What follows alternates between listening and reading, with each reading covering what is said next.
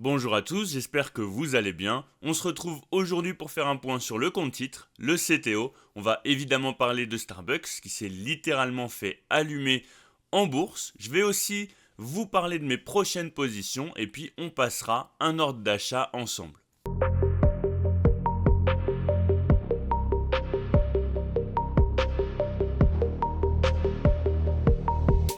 Avant de commencer, après c'est promis, j'arrête de vous embêter. Je voulais vous remercier parce que vous êtes toujours de plus en plus nombreux à suivre la chaîne. Ça me fait extrêmement plaisir.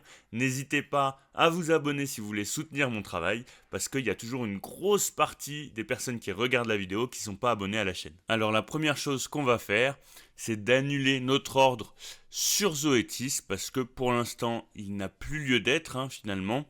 Effectivement, Zoetis s'est rapproché de son support, mais ne l'a pas touché. Donc, notre ordre est caduque. Vous voyez qu'on est bien reparti à la hausse depuis. Comme je vous l'avais dit, la baisse, elle était due à une news, à une rumeur plutôt, sur un médicament pour chien. Bon, ça n'a pas donné suite finalement. Donc, voilà, j'annule mon ordre. Pour l'instant, sur Zoetis, on n'aura pas pu profiter de ce flash crash, entre guillemets, de cette baisse assez forte.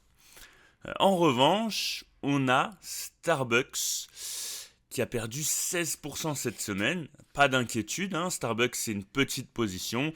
Vous voyez que j'ai que 2 actions, donc ça représente 135 dollars. Donc concrètement, il n'y a pas d'inquiétude à avoir. Sur Starbucks, alors il y a plusieurs choses à prendre en compte. Donc effectivement, on a un ralentissement de l'activité et ça se traduit notamment sur le PEG qui est très élevé, il est de 3,24. Donc je ne suis pas sûr que ça prenne déjà les résultats qu'on a eu cette semaine. Donc on regardera ça aussi très certainement la semaine prochaine ou dans les semaines à venir pour voir si le PEG a été actualisé. Et en revanche, on a un PI ratio qui n'est pas forcément élevé. Donc le PEG, pour rappel, ça prend en compte le PI, mais aussi la croissance des potentiels revenus.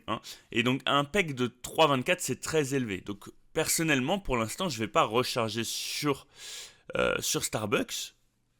Je vais voir un petit peu comment ça se passe.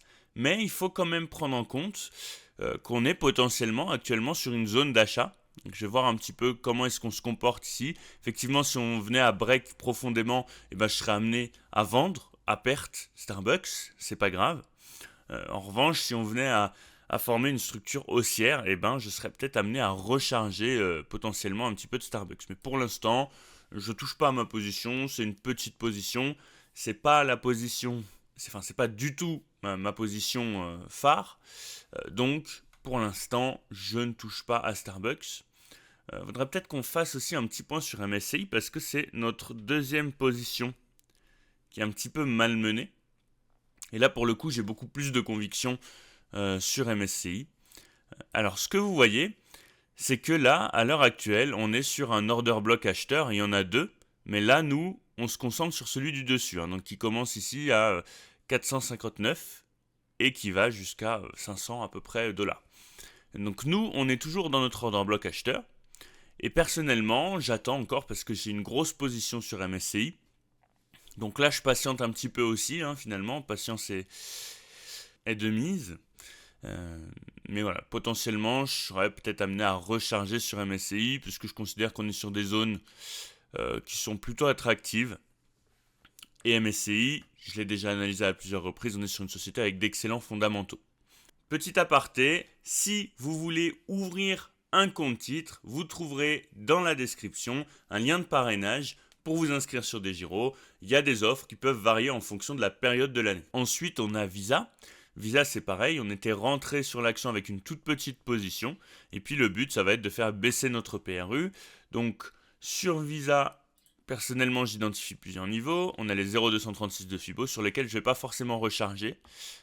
Et ensuite, moi, la zone qui va potentiellement m'intéresser, c'est à l'approche de l'order block acheteur, juste ici.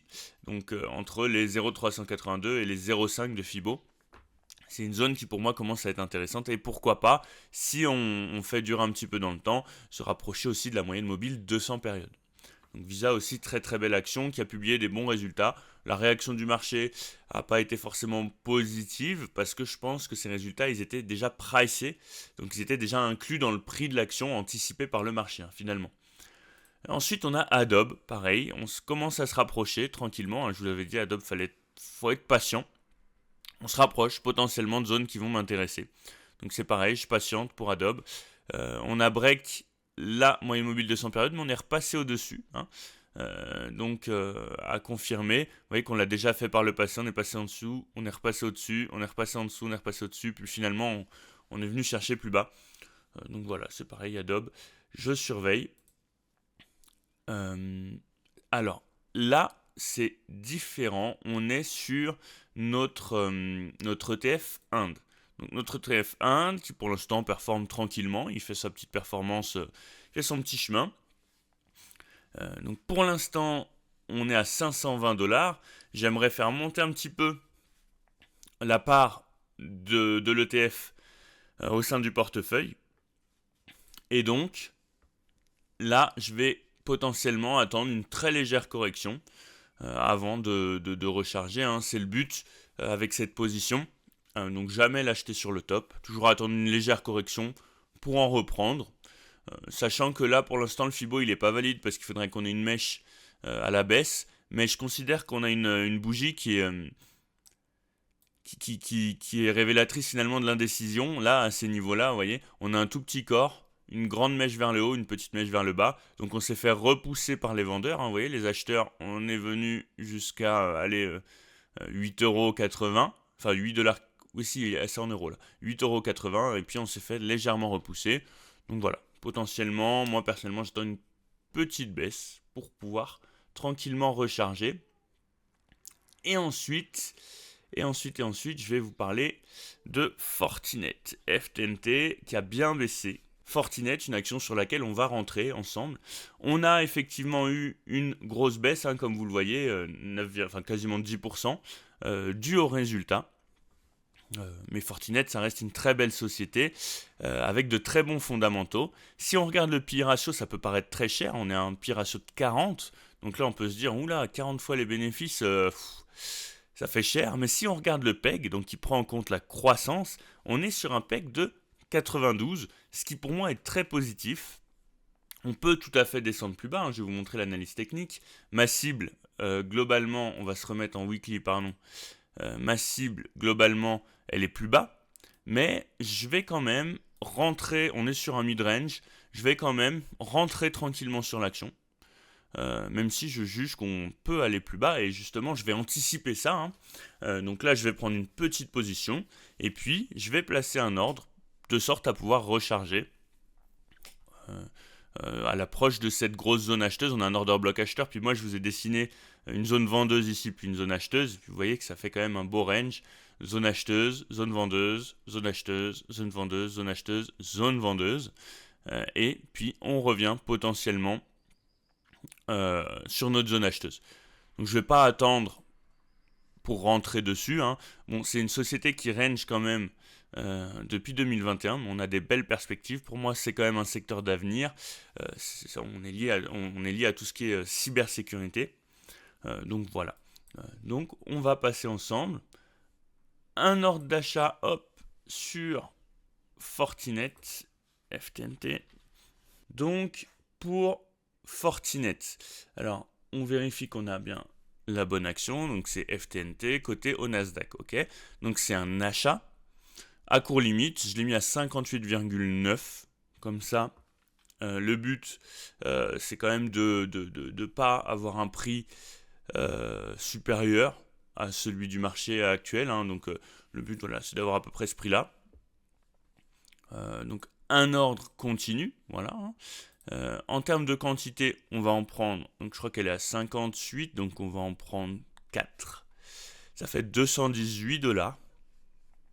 Et puis on va valider l'ordre. Hop. Et puis ce qu'on fera ensuite pour Fortinet, c'est qu'on replacera un ordre potentiellement plus bas, voilà, comme je vous le disais, aux alentours des entre 54 et pourquoi pas 50 $. Comme d'habitude, n'hésitez pas à liker, à commenter et à vous abonner, c'est ça qui fait fonctionner la chaîne.